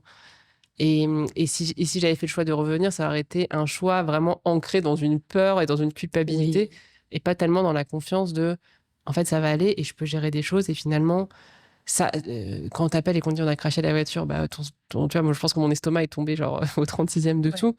Mais une fois que tu démêles un petit peu, ok, la voiture, finalement, elle marche encore. Il y a pas de... Tu vois, tu redescends un petit peu et tu regardes les choses de manière un poil plus objective et rationnelle. Et tu prends je pense que c'est effectivement le conseil que tu donnes, c'est-à-dire de prendre la décision dans cet espace-là un peu de sécurité, de dire, ok, je fais un choix d'entrepreneur. Qu'est-ce que je fais là maintenant? Est-ce que je garde mes vacances ou est-ce que je reviens en arrière? Et je pense qu'il n'y a pas de bon ou de mauvais choix absolu. Mais par contre, pour moi, le meilleur choix, c'est celui qui est vraiment ancré dans j'ai confiance. Oui, parce que du coup, il faut que tu fasses confiance à... Bon, moi, je trouve déjà que pour avoir vu des entrepreneurs où les équipes peuvent faire quelques petites erreurs et ne pas prévenir, ça, je trouve que c'est pire. Je trouve que si quand même ils appellent, ils disent il y a quand même ça et ça et ça, et puis on a fait ça. C'est clair. Je trouve qu'ils instaurent quand même déjà un cadre. C'est clair. Faut avouer, à moitié pardonné entre guillemets, mais surtout, il y a cette confiance déjà qu'ils ont envers toi, en l'occurrence, à ce moment-là, de dire, bon, ça va pas lui faire plaisir, mais ça va, c'est pas pour autant qu'elle va nous casser. Donc, en fait, on peut l'appeler et on peut lui dire quel est le problème. Et toi, effectivement, je pense que tu rends cette confiance en te disant, bon, je vais les laisser gérer le micro-petit truc là-bas à régler. Et puis moi, je vais me charger, peut-être, ça va me prendre 2-3 appels. Et puis, qu'on se le dise ou pas, hein, sur le moment, l'employé a une certaine culpabilité. Donc, il va essayer quand même de bien gérer l'erreur qu'il y a eu pour ne pas rappeler, allô, madame, en fait, finalement. Donc, moi, je dirais, il faut donner, faut instaurer une confiance permanente d'abord. Et puis, je pense que quand on a une certaine confiance, faut la verbaliser aussi. Parce que souvent, on le dit pas. Je sais pas comment toi, tu manageais tes équipes, comment ça se passait. Moi, je sais qu'ici, dans le staff que j'ai, déjà, j'ai intérêt à faire confiance à tout le monde parce que sinon, c'est quand même compliqué. Alors, j'ai 18 employés. Sur les 18, chacun a des tâches bien précises. Mais ils sont tous dépendants les uns des autres. Il y en a qui sont en binôme, il y en a qui sont seuls. Sur les postes des personnes qui sont seules, parce que je trouve que c'est quand même plus important, je verbalise la confiance que j'ai en eux. Et je leur dis, Ouais. Il dit, je te fais confiance. Et souvent, même quand il réalise une tâche et qu'il la réalise au-delà, moi, de mon espérance, j'essaye soit de les féliciter avec une prime, soit, si c'est pas forcément la prime sur le moment, on va s'installer soit à mon bureau, soit à un endroit où même moi, des fois, je peux rejoindre l'employé à son poste. Hein, je peux m'asseoir et je peux dire « Ah, j'ai bien aimé quand tu as fait ça, je trouvais que c'était bien. Je t'ai fait confiance et j'ai pas regretté. » Et j'ai toujours trouvé que dans le regard de l'employé, il y avait deux choses. Il y en a, ils te disent « Merci de me l'avoir dit », parce que ça leur fait plaisir quand même de l'entendre et ils sont bien. Et puis, il y en a qui vont te répondre une réponse tout à fait bateau. « Oh non, c'est mon travail. » Et moi, je recontextualise en disant, c'est vrai, c'est ton travail, mais ça ne m'empêche pas de te dire merci. Et de te dire que je suis contente, tu as pu faire même mieux que ce que je voulais ou que ce que je te demandais. Et pour moi, c'est important de te féliciter, en fait. De la même manière que quand tu ne fais pas bien, je peux venir te dire, non, mais ça, c'était pas bien. Donc, et même ceux qui ont le gros cœur, là, et qui disent, non, c'est mon travail, ils disent ça, mais après, une heure après, ils ont dit à tout le monde, tu sais que Corinne m'a félicité sur ta. Donc, tu te rends compte que... C'est vrai que c'est un énorme sujet, la question de, effectivement, la confiance que tu as envers les... Enfin, comment est-ce que tu crées un climat de confiance? Moi, mon conseil vraiment, mais un peu basique, mais qui mérite de s'appliquer après à chaque situation, c'est toujours trust and verify. C'est-à-dire que je trouve que c'est vraiment très compliqué d'être dans un climat avec zéro confiance, donc tu es obligé de faire un peu confiance et après tu vérifies. Et après, moi, ce qui m'a beaucoup aidé, c'est aussi de voir que les fois où j'avais fait confiance et que la confiance n'a pas été respectée, c'était pas moi personnellement, c'était aussi que les incentives n'étaient pas clairs et que si la personne a trouvé que c'était plus intéressant de voler de l'argent que de bien faire son travail et d'avoir sa promotion, c'est aussi, c'est soit que les process sont pas bons, soit qu'on n'explique pas assez aux personnes quels sont les... Enfin, qu'est-ce qu'ils pourraient achieve, qu'est-ce qu'ils pourraient faire si jamais ils restaient dans l'entreprise et qu'ils faisaient les choses bien. Et donc, mais oui, ça a été aussi, moi, tout un processus de me dire quel niveau de confiance, comment est-ce que je l'accorde, et avec des expériences qui parfois étaient un peu douloureuses, mais qui, je pense, qui m'ont permis maintenant d'arriver à une certaine, un peu de sérénité, comme tu dis, d'être capable de dire aux gens, je te fais confiance et de vraiment l'accorder, et en même temps d'être toujours préparé à, même si cette confiance, elle n'est pas respectée, je sais, il y a des choses en place pour que ça affecte pas trop l'entreprise et que ça, voilà, que ça puisse qu'on puisse... Et puis, tu as parlé aussi du vol. Je vais capter ce que tu as dit là sur le vol. Je pense que pas mal d'entrepreneurs qui vont générer un certain cash flow, qui nécessitent une présence physique de quelqu'un qui gère ça, souvent, s'ils ne partent pas longtemps, c'est pour ça. Du coup, bon, c'est quoi ton tips par rapport à gérer l'argent quand le patron est en vacances, quoi? Moi, mon tip, en tout cas, quelque chose que j'ai accepté dans mon ancienne boîte, c'était qu'en fait, tu ne peux pas... Enfin, en tout cas, c'est impossible que personne te vole de l'argent. À partir du moment où tu as un business qui est un peu complexe et où tu as de l'argent liquide, ça veut dire que forcément, tu as des employés qui vont te voler de l'argent. Et ils sont très forts pour te trouver des stratégies pour te voler. Ça, et donc, mais c'est ça. Et parfois, tu te dis, mais ça me faisait rire parce que nous, on avait beaucoup de commerciaux sur le terrain, donc qui n'étaient pas non plus... Enfin, c'était compliqué de les former parce qu'ils étaient dans des zones où il n'y avait pas beaucoup d'Internet, etc. Et ils volaient pas mal d'argent. Et de dire, ils développaient des trésors d'imagination pour voler. Et au bout d'un moment, on mettait en place des process, etc. Mais donc, des trésors d'imagination qu'ils développaient pour voler l'entreprise, je me disais, mais ils mettraient ça au service de vendre nos kits solaires, mais on serait des millionnaires tous, tu vois. Et bon. Ça, c'est certain. Et donc, c'est ça, mon conseil, c'est de se dire, en fait, le but, en tant qu'entrepreneur, c'est pas que ton entreprise elle soit parfaite et que tu aies zéro vol. Ton but, c'est que ton entreprise, elle se développe assez pour passer au prochain stade où tu vas débloquer de nouvelles opportunités. Enfin, c'est vraiment cette idée-là de... Ton rôle, c'est de faire grandir ton entreprise jusqu'à un certain niveau et qu'elle continue à vivre. Donc, de dire, en fait, c'est quoi le niveau acceptable? Enfin, quels sont les risques principaux que je vais couvrir? Donc, si par exemple, il y a de l'argent liquide qui passe et que toi, tu dois partir, c'est de dire, ça va être quoi les grosses sommes d'argent? Je veux pas qu'on vole plus de, j'en sais rien, 100 000 francs CFA. Mais si finalement, il y a 10 000 qui partent, c'est un risque acceptable pour que moi, je puisse partir en vacances sereinement. Et donc, c'est de mettre en place les process, de former les gens pour que si jamais il y a des malversations, ça soit quand on parle de vol, mais n'importe quel problème, ça se limite à tel montant, par exemple, ou à tel impact sur l'avenir de l'entreprise. Et que quand tu es arrivé à cet impact minimum, mais qui n'est pas zéro, tu te dises, j'ai bien fait mon boulot. c'est bon, là, je peux prendre du temps pour me partir. reposer. Avant qu'on conclue, et juste pour rebondir, moi, j'ai un petit process que j'aimerais partager. Alors, nous, enfin, chez l'atelier de Corinne, on a beaucoup plus de dépenses à cause des stockages, en tout cas au quotidien. Au quotidien, on a beaucoup de dépenses. Et donc, une des clés, bon, ça, c'est quand je vais en vacances, c'est un petit peu ça qui peut encore me paraître compliqué. C'est sur les dépenses au comptant de certains fournisseurs, je vais instaurer un décaissement par semaine. Et donc, je me rends disponible une fois par semaine à une heure bien précise. Et les équipes m'envoient les demandes de décaissement, les pièces de caisse, les factures justificatives. Et en fait, c'est moi qui fais le décaissement par Bomba et Bonnet directement en fait, aux fournisseurs. Donc, ça peut être un tips en fait, que vous puissiez garder ce qui génère le plus de... Exactement. Tu as limité les risques. Tu t'es dit, là, il y a un risque important parce que si je donne cette possibilité à quelqu'un, il y a possibilité. C'est trop risqué. Donc, en fait, ça veut dire que ma semaine, je me prends 2 heures pour faire cette tâche-là. Comme ça, je diminue les risques et le reste, c'est gérable. Après, je pense qu'on ne peut pas totalement aussi partir en vacances. D'ailleurs, sur la dernière partie, donc est-ce que partir en vacances, ça permet de garder la passion et l'amour? Moi, je pense qu'on ne peut pas partir en vacances, par exemple, 10 jours.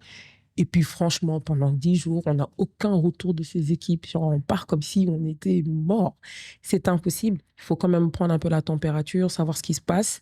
Il y en a quelques-uns qui vont être très dérangés de vous appeler, de vous écrire, alors que ça ne peut pas faire partie de l'urgence du moment. Donc, moi, je pense quand même qu'il faut se rendre disponible avec un cadre, donc en disant, vous m'appelez que pour ça, que pour ça, que pour ça. Et il y a un cadre. Mais je pense qu'il est aussi essentiel de partir en vacances pour toujours garder un peu la flamme. C'est un peu comme un couple, on se couche le matin, mais on se retrouve le soir. En général, je ne dis pas que c'est ça qu'il faut dire, mais on dit souvent, tu m'as manqué, nanana. Je pense qu'on peut dire ça aussi pour son travail, essayer de créer un petit peu le manque avec ses équipes, son travail pour mieux se retrouver. Qu'est-ce que selon toi, tu penses que oui, partir en vacances, ça permet de rééquilibrer l'amour et la passion de son travail? Moi, je pense qu'il faut que tu te plaises dans ta vie personnelle en tant qu'entrepreneur pour pouvoir être le meilleur entrepreneur pour ta boîte. Et donc, pour quand même, disons, 90% des gens, partir en vacances, c'est un plaisir, c'est quelque chose qui ressource, c'est quelque chose qui en plus qui motive et qui permet aussi d'être plus créatif parce qu'en fait pendant un moment tu sors un peu du quotidien et de l'urgence et ça permet aussi de prendre de la perspective.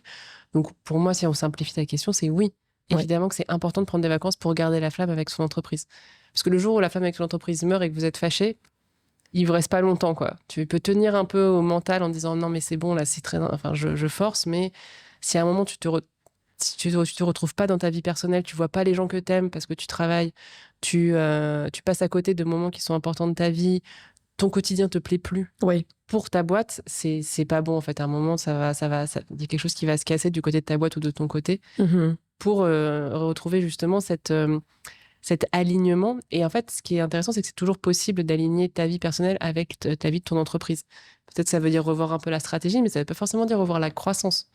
Et d'ailleurs, parfois, et ça c'est une vraie révélation d'entrepreneur, c'est que on pense qu'il faut toujours qu'on bosse plus et qu'on soit plus présent et plus disponible, alors qu'à un certain moment stratégique de ta boîte, en fait, c'est en étant moins présent, moins disponible et en laissant des personnes qui vont être plus experts sur certains sujets monter, et donc leur laisser la place, que ton entreprise va passer au niveau d'après. Non, soit le secret de déléguer. Parce qu'en réalité, d'ailleurs, dans la confiance, si vous voulez pouvoir arriver à faire confiance à vos équipes, il faut déléguer, mais surtout, il faut les laisser faire. Donc, forcément, il faut qu'ils prennent le mur de temps en temps, comme il faut qu'ils excellent sur la tâche que vous leur donnerez. Et en fait, si vous ne laissez pas les gens faire autour de vous, effectivement, là, vous aurez toujours, ils seront toujours dépendants de vous et vous ne pourrez pas venir dire « tu ne m'as pas laissé passer mes vacances ». Il ne faut surtout pas rejeter cette faute-là à son équipe parce que, comme on a dit tout à l'heure, on n'aura pas, dans son process, on n'aura pas été bien clair et bien défini. Donc moi, je pense que, si on résume ce qu'on s'est dit tout au long du podcast, c'est clairement ça en fait. C'est apprenez à vous connaître, sachez si c'est important pour vous de prendre des vacances ou non. Si vous ne prenez pas de vacances et que pour vous, il faut une raison valable de pouvoir vous détacher du travail, ça peut être votre anniversaire, un mariage, un baptême, prenez ces jours-là. Mais si vous les prenez, organisez-vous, créez aussi une atmosphère qui fait que cette confiance, elle est au milieu. Et donc, du coup, vos équipes, ils ne vous voient pas partir et ils ne sont pas en panique, ils ne sont pas angoissés. Donc, forcément, ils ne vont pas vous le transférer. Ouais. Respectez aussi leur temps de repos à eux. On ne l'a pas dit, mais ce sera peut-être l'objet d'un prochain podcast, où c'est aussi important de laisser ses employés profiter eux aussi de leur propre congé, de leurs propres vacances. Et puis, je pense aussi que si vous ne les avez pas dérangés pendant leurs vacances, ça veut dire que vous, votre process, il est très bon. Et qu'en fait, vous arrivez à vous passer de cet élément-là pendant tout son temps de repos. Et je pense que ça instaure un retour où l'employé se dit « Ah, moi, on ne m'a pas dérangé, je ne vais pas déranger aussi quand monsieur, madame va en vacances. » En tout cas, bon, moi, c'est comme ça que je résume. Et je rajouterais vraiment mon dernier tip sur les vacances, c'est de poser une intention claire sur ce qu'on veut pour les vacances. Moi, d'ailleurs, je les écris, en fait. C'est-à-dire qu'avant de partir en congé, je dis « Je veux partir en congé pour… » Et c'est des slash, hein, c'est pas tout, hein, mais c'est soit je veux me reposer, soit je veux retrouver de l'excitation, soit je veux me ressourcer avec moi-même, soit je veux me ressourcer avec des amis ou de la famille. En fait, je l'écris à l'avance pour dire c'est ça mon intention de mes congés, c'est ça que je veux en retirer. Parce que plus j'explicite ce que j'attends quand je prends des congés, et plus c'est ce qui arrive vraiment, et plus ça me permet de revenir motivée et prête à aller au travail. Super, ben tu veux rajouter un dernier point? Non, mais un tout dernier point, c'est que c'est possible, tu vois, de partir… Ah, c'est dommage, parce que c'est vrai que c'était une jolie fin aussi. Mais… Oui. Donc, mais je te la laisse si jamais tu veux, tu la coupes au montage. Mais c'est aussi de se dire, en fait, un moment de développement de ton entreprise, c'est peut-être pas les premières années, mais à un moment, c'est aussi de reconnaître qu'on est moins indispensable qu'on ne le pense à nos équipes. Et tu vois, moi, j'ai fait 2 semaines, là, ma dernière année de boîte, donc bon, ça faisait 5-6 ans, mais j'ai fait 2 semaines sans mail, sans rien, sans appel de mon équipe. Top, ouais. Et moi, ça m'a fait un peu bizarre parce que je me suis dit, quoi, 2 semaines? Parce que tu vois, je repartais à un moment où voilà, je partais 1 heure et il y avait un problème que je devais régler. Ouais. Et il y avait un peu 2 sentiments. Le sentiment, un moment de joie, de se dire, mais en fait, j'ai quand même réussi à créer ma place dans l'entreprise qui me permet de passer 2 semaines sans que personne me contacte. Et ça me semblait genre génial. Et en même temps, j'avais une petite tristesse aussi de me dire, mais l'entreprise, ça y est, elle est plus que moi maintenant. Elle a plus autant besoin de moi. Donc, il y avait les deux qui se mêlaient, mais c'était une belle expérience. Je te comprends, moi. Dernièrement, je commence à accueillir les fruits d'une très bonne organisation et de bons process. Et j'avoue qu'il m'arrive des fois de finir ma journée à 15h ou à 17h. Ou clairement, hein, pratico-pratique, j'ai rien à faire. Hein. Je peux juste aller rajouter 2-3 choses et je suis frustrée. Et je le dis à mes équipes. Pour ceux dont je suis assez proche, je descends, je me balade un peu entre les services, je dis « Oh, mais j'ai rien à faire, je suis frustrée. » Je vais lancer un podcast. Voilà, je vais lancer un podcast, maintenant j'ai un peu de temps. Et en tout cas, merci beaucoup. Avec plaisir. J'espère que tout ce qu'on s'est dit, les petits partages de tips, d'anecdotes, et surtout la confiance et la connaissance de soi qui est beaucoup remontée, que ça a pu servir aux aspirants, aux entrepreneurs ou aux dirigeants. En tout cas, pour ceux qui ne veulent pas prendre de vacances, parce qu'ils vont culpabiliser, vont se tâter à prendre des vacances ou pensent à les prendre. Mais en fait, dans tous ces 3 formats, ils n'ont pas encore décidé de le prendre. Donc, en plus, ça tombe bien, c'est les vacances. Donc, si on vous a créé un déclic… Si quelqu'un décide de partir en vacances en écoutant ce podcast, on veut qu'il nous envoie une photo d'elle ou lui à la piscine, à la plage, avec tes potes, pour nous dire merci les filles, ça m'a aidé, me voilà en vacances. Exactement. Et puis, suivez-nous sur les réseaux sociaux. Donc, pour un début, on est sur Instagram, Succinct Podcast, donc Succinct, barre d'en bas podcast. Et puis, likez, partagez, commentez cette vidéo, parce que bon, on filme quand même, hein, on va finir quand même sur les plateformes podcast où juste il y a l'audio. Mais si vous avez regardé, si ça vous a plu et si ça vous fait penser à un ami, même s'il n'est pas entrepreneur, mais qu'il est juste submergé par le travail, toujours par le travail, vous pouvez partager cette vidéo, commenter, aidez-nous à capter l'algorithme de YouTube pour qu'il nous suggère à d'autres personnes. Et puis, je te remercie.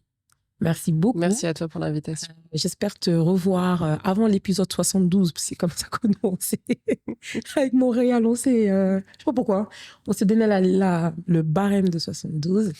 et puis, je vous dis à très bientôt pour un nouvel épisode de Succinct. Cheers.